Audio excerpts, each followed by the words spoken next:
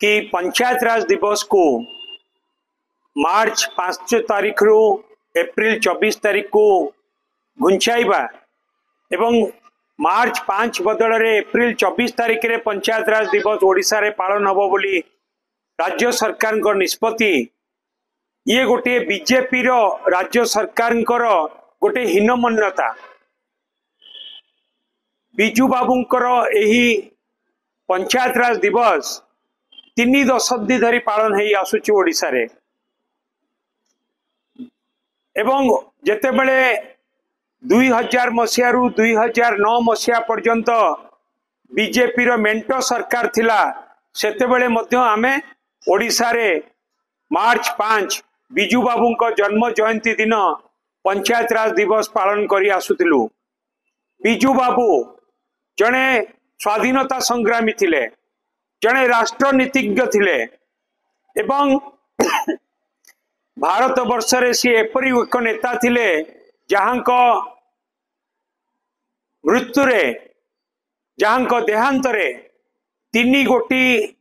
देशर पताका तांको उपरे पका जाइतिला एवं ओडिशार विकासर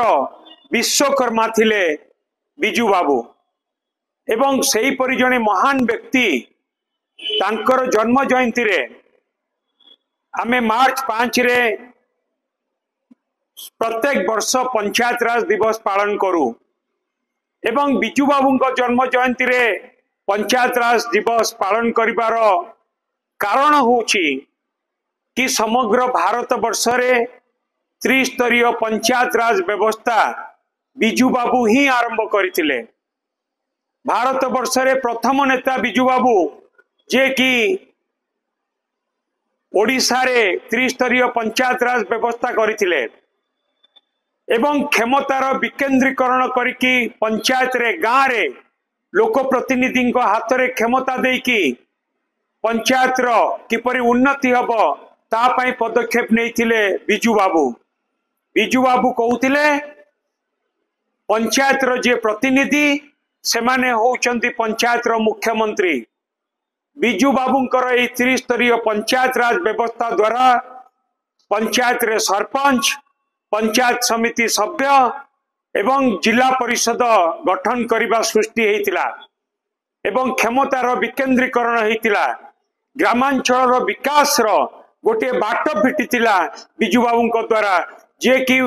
प्रथम समग्र भारत वर्ष रे बिजू बाबू ही प्रथम व्यक्ति जे ओडिशा रे पंचायत राज व्यवस्था आरंभ करथिले। त्रिस्तरीय पंचायत राज व्यवस्था केवल सेतिक नुहे, बिजू बाबू होउचंती भारत वर्षर प्रथम व्यक्ति जे महिला मानकू पंचायत राज व्यवस्था रे 1/3 रिजर्वेशन महिला मानकू देइथिले बिजू बाबू। सेही परि जने महान व्यक्ति तांको जन्म जयंती रे आमे प्रत्येक वर्ष 3 दशंधि धरिकी पालन करी आसुचु पंचायत राज दिवस। किंतु जेते बेले वाजपेयी जी पूर्वतन प्रधानमंत्री जने महान नेता से मध्य बिजू बाबूंको स्मृति रक्षा पाई भुवनेश्वर रे एयरपोर्ट को बिजू बाबूंको नाम रे मध्य नामित करथिले। सेही परि जने महान व्यक्ति को जन्म जयंती रे पंचायत राज दिवस पालन न करिकी एप्रिल 24 तारीख को पंचायत राज दिवस घुंचा जिबा बिजू बाबूंको प्रति गोटे अपमान एवं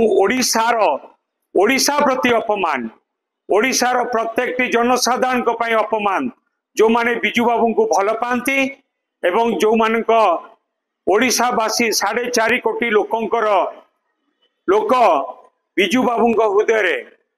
एवं 4.5 कोटी लोक हृदय रे बिजू बाबू तांको प्रति जो अपमान करा जायछि, आज ओडिशा प्रति अपमान करा जायछि। ये होउछि बीजेपी रो गोटे हीनमन्यता। जे पर्यंत राज्य सरकार ए निष्पत्ति परिवर्तन न करिवे से पर्यंत आमे चुप रहिबुनी एवं या प्रतिबदल रे आमे लोकंक पाखु जीवु, दरकार पड़े आमे राजरास्ता को जीवु।